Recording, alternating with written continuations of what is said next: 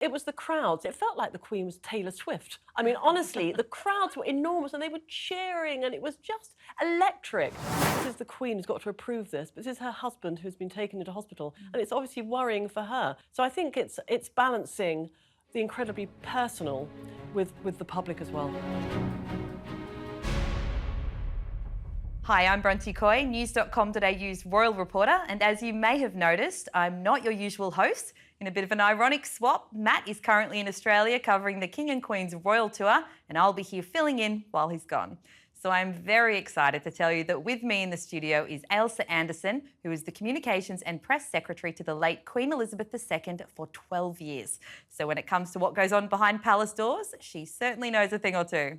Ailsa, it is such a pleasure to have you here with me in studio. Thank you for joining us. Thank you for inviting me. All right, well, let's get into the big news of the week. Obviously, the King and Queen are about to go on their most significant overseas tour since taking on the top job. You saw how the King operates as the Prince of Wales behind the scenes. How do you think his preparation looks a few days out from a tour like this? Really good indeed. Obviously, a major tour like this has a lot of planning in place, and I did the late Queen's last tour to Australia in 2011, which was extraordinary, it really was. So there will be recce's, there'll be meticulous planning in a visit like this, especially his first one to Australia. He loves Australia, he absolutely adores it, he loves the Australian people, he will be really looking forward to it. But obviously, he has been ill, he has been undergoing treatment for cancer. He's pausing that, as we know, while he's overseas. He will be pacing himself. He will want to see and do as much as possible. You know, he's an incredible workaholic. He would want to, I think, he'd want to work 12, 14, 16 hours a day, if at all possible. I think the Queen will be saying, actually, darling, hang on a minute, please pace yourself because it's a long distance. You want to fit in as much as possible, but you don't want to be making yourself ill while you're doing it. Yeah. So I think there'll be a lot of excitement in the lead up to the visit. And they obviously have a very strong and solid team around them, in preparing for something like this. From what you know of Charles, how hands-on is he in that actual day-to-day, sitting down, checking all the boxes, here's what we have to do, here's our focus? Absolutely hands-on, totally. But as was the late Queen in terms of the planning and anything in a programme, people you meet, audience you give, the lunches, the dinners, the banquets, the speeches. The King will be all over that like a rash, he really will. There will be no stone unturned. And he will want to put his stamp on it. This is his first trip to Australia as monarch. He will want it to be a legacy piece, if you like. And I don't know how many trips he will make back to Australia. So it could be his only one. It could be one of many. Who knows? But he will want to make it a legacy piece. And I know he's been doing the job for so long, as the late Queen did as well. But are there ever any nerves ahead of something like this? Yes, absolutely. There are nerves because you don't want it to go wrong. You don't want to let people down. He will be very conscious of giving a fantastic performance. Here he is on a world stage and he won't want to be putting a foot wrong. So yes, of course there's nerves, and quite right too. If people didn't care about something, then they're not going to be nervous. So there will be nerves, but it's all in the preparation, Bronte, as you know, and there'll be, people will be all over it, and everyone will want it to make it to be a success, whether you're from the home team or whether you're from Australia. And, I always love those sort of insights, though, as well, those moments of them being such humans. We see them, out there doing these jobs and they're so stoic, and it's this really isolating role, I would imagine. Yeah. And it's, even hearing that they get nervous before a big job like the rest of us. And sometimes you don't know how they'll feel. And I remember, again, going back to that Australia tour in 2011, we landed in Canberra, and the first day was going to be a day of rest because of the distance travelled. 9 o'clock on the morning, Prince Philip says, right, what are we doing today? And you just think, crikey, I was in my 40s and I was absolutely shattered. And here's a man sort of in his late 80s, 90s, and he's raring to go. So you think, golly, Well, I get it. Aussies are a lot of fun. He's ready to hit the ground running, and we all understand that. I'm a little biased, but I think we all agree. So in a great boost for the King and Queen ahead of this tour, a new poll has shown that Aussies don't want to become a republic under King Charles. As I say, obviously a boost for them and something great to read a few days out from this, but how closely do they watch these sorts of surveys? Of course they do, because they want to gauge the people's mood. And what you don't want to do is enter a country where people don't want you there. So it will be an enormous boost. As I said, the king gets briefed on what is going on from his media team, from his private secretary, and it just you need all the armory in your palace to be able to go out and do what you need to do. So yeah, huge boost. Well timed too, so that would be good for him. Yeah. On a slightly less positive note, something that's making a lot of headlines at the moment is the fact that there will be an engagement welcoming the King and Queen to Australia that's being held next Monday. And the 6 state leaders in Australia, they have all declined to attend, but they're sending representatives instead. Now, they've all got reasons, separate reasons, usually citing work commitments, but clearly it's also being seen by some as a snub, and it's been labelled as insulting by some groups. Does this kind of thing rattle the palace ahead of a tour? Or how would they be reacting to this kind of news? I don't think it will rattle them, because they will understand that people do have prior commitments. And the King and Queen will want to meet as many people as possible. It doesn't have to be state leaders. It's members of the public that they'll glean just as much excitement and interest over. So I don't think it will rattle them at all. And I remember hearing the story of the late Queen going on an overseas tour to an African country when she had the Royal Yacht Britannia, and the head of state was 3.5, 4 hours late. Didn't rattle her. She just thought it was all part of the charm of the visit. So I don't think it'll be rattling. I actually did a tour of the Royal Yacht Britannia, and having seen it, I understand why hanging out there for 4 hours would be okay.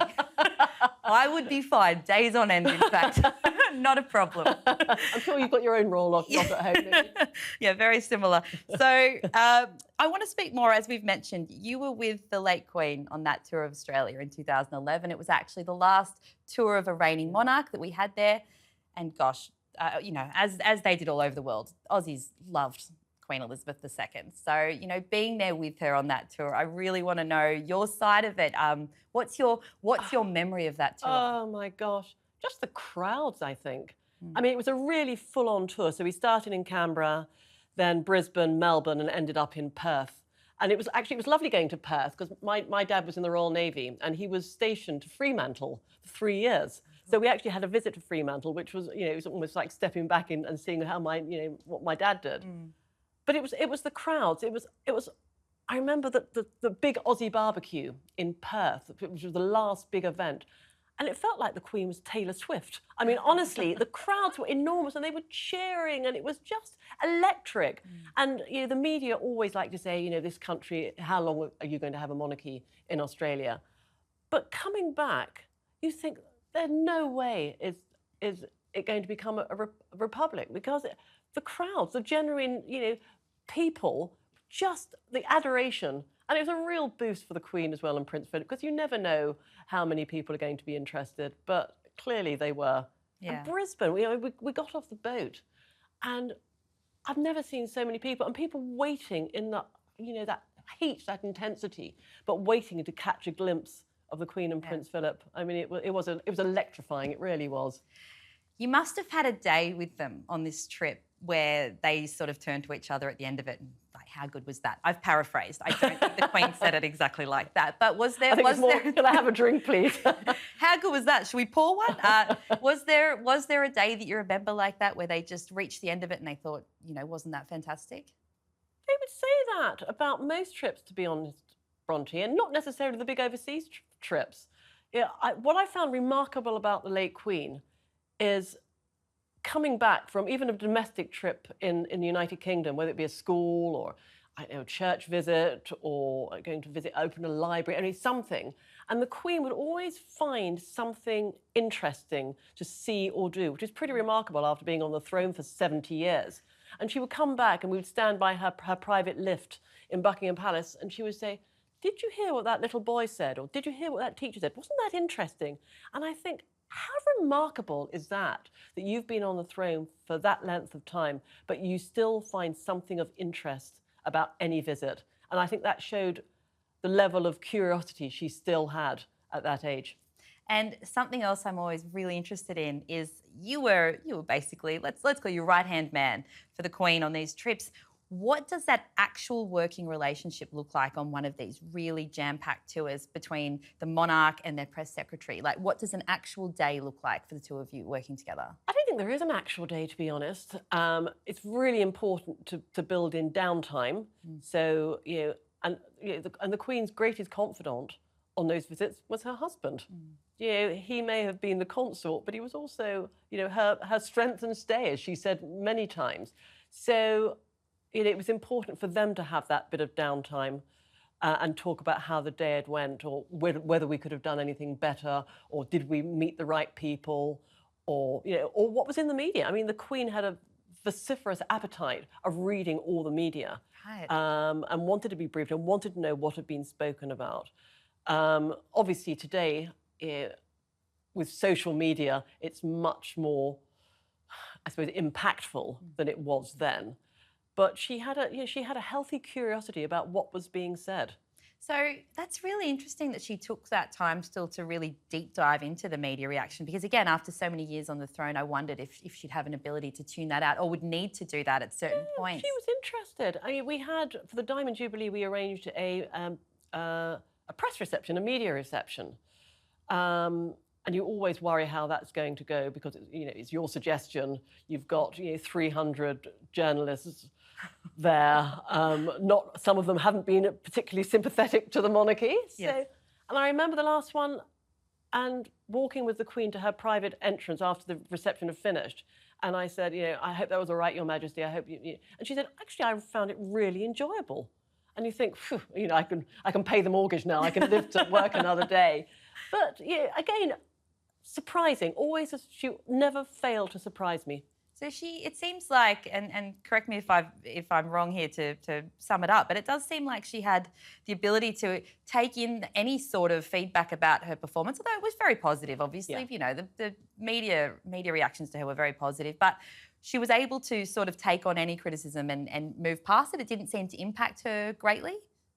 Not in public, because she's been doing that role for a long time. I think the Queen in private was quite a shy, introverted individual. And I think, someone said to me when she went to Balmoral, it was almost as though she left the crown on the gatepost, figuratively speaking, because she could actually be herself. She could be the countrywoman. She could walk with the dogs and not have that sort of burden of being head of state. So, and this was a role, as you know, that she wasn't expecting to have. Her father wasn't meant to be king. It was only because of the abdication of Edward VIII that he had that role, and then subsequently the Queen being the monarch. But what a monarch she was. What a monarch she was. I mean, the legacies that people still talk about her so fondly, as they will, I'm sure, for many years to come. And going back to her tours specifically, what's one thing she would never travel without, other than you? Her sense of humour.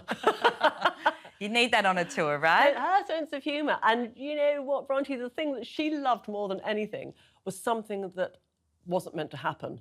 So whether it was an unveiling and the curtain would fall off, the picture or the plaque, or I remember in Canada, the boat being stuck in a lake and having to be rescued. So she had the sense of ridiculous and something that wasn't absolutely right. That was sort of the highlight and something you could joke about afterwards. So is that what would happen at the end of a day like that? For example, in Canada, when you're away from the public and you've had the big moment, what did she say to you? Would she just laugh? Absolutely. That's great. That's a way of making work still very fun. Yeah.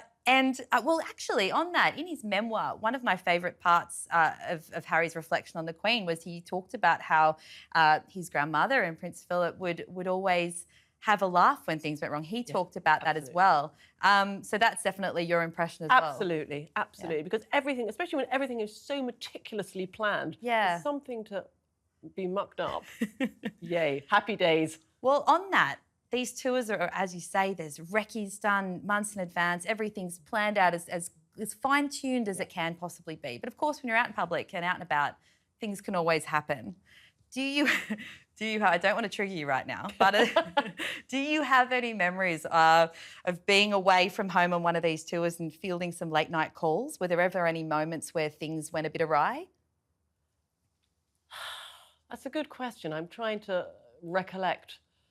I mean, there will always be something that not necessarily will go wrong, but if there's a breaking news story at home and you have to react to it, you have to, you're putting in you're burning the midnight oil, looking at statements, putting something out and obviously with time difference when you're overseas. So you've always got to be prepared to react when you need to, or not react. Sometimes you don't want to create a story of your own making. So yeah, you've just got to be on it all the time, Bronte. Yeah. How would you? And sorry to go further down that, because I'm always interested. You would be fielding so many calls from all over the world. The interest in the royal family is Totally. like nothing else. Yeah. Where I suppose it's probably a hard one to really simplify, but where do you draw that line of what you're responding to and what you're not responding to? Well, that's a very good question. I would always say things like health. You know, if you've got a health issue, if you're a member of the royal family, or whether you're a shopkeeper or a postman, you're entitled to your own privacy when it comes to health. And I remember I was a duty press secretary on a Saturday. Prince Philip was doing an engagement. He had a plaster on his thumb, an elastoplast on his thumb. I must have had about 40 calls from media, international media, domestic media, asking about this. What's happened? What's happened to his thumb? And you think, swear word, this is ridiculous. He's got a plaster on his thumb. If he was on a life support machine, that's a story. But, get real. We're dealing with wars. We're dealing with poverty. We're dealing with economic decline. He's got a plaster. So get over yourselves. Well, there you go. I guess the line is the plaster. The line is the plaster. So, and also to get very specific, when you fly with the monarch on a tour, this is very specific, but I must know, do you sit with them or do you sit at the back of the plane? Like, are they watching a movie up the front or are you sitting with them and working? Like, explain that working environment in the air. It's normally the Queen and Prince Philip as well. They would sit in one part of the aircraft and then the rest of the team. And they would travel with probably, on a big overseas tour like Australia, the Queen would have about 30 members of staff travelling with her. And that would include the Foreign Secretary, so a member of government would come on those overseas tours.